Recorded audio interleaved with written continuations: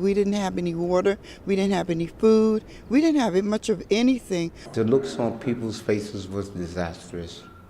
They were scared. Words just can't explain the devastation.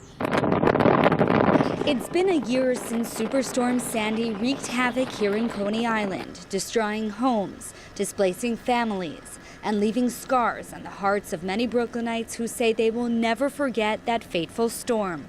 Charlene Davis, a disabled asthmatic, still can't return to her home. We lost everything that was on the first floor. All of my medical equipment and everything was destroyed. I had a ramp. It went floating. I have to go in the front. And this video was taken just days after the storm hit. Tenants of the Gravesend houses who were without heat and hot water lined up for hours to get food from selfless volunteers. Deborah Carter and her neighbors remember the day so clearly.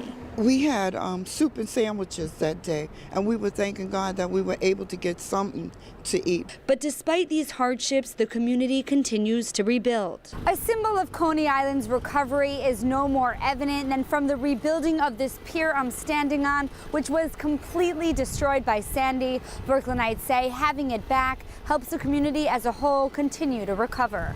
I come here every day to this pier, and I came and I saw it was falling in the ocean, and I was like totally depressed. Complete chaos out here, missing parts of the pier itself. But crews worked for 6 months straight to repair the Steeplechase Pier, which looked like this after Sandy. And take a look at it now. As a whole, it symbolizes being whole again after this Hurricane Sandy.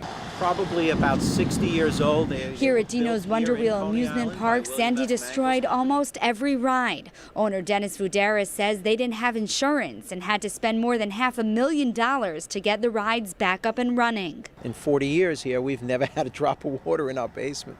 So we put everything in the basement to protect it from the damage, and unfortunately the basement filled with water. But as times got tougher, Brooklynites became more resilient. We had so many volunteers come from the community as well as around the boroughs and the country, shoveling sand off the boardwalk.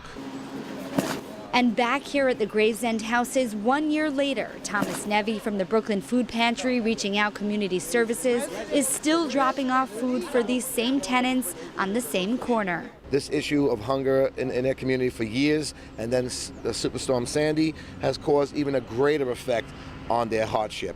So we're hoping that we can relieve a lot of the struggling that's going on in this community. We're still about a lot of things, but I'm just thankful to God that I have my life and I have my children and my health is improving.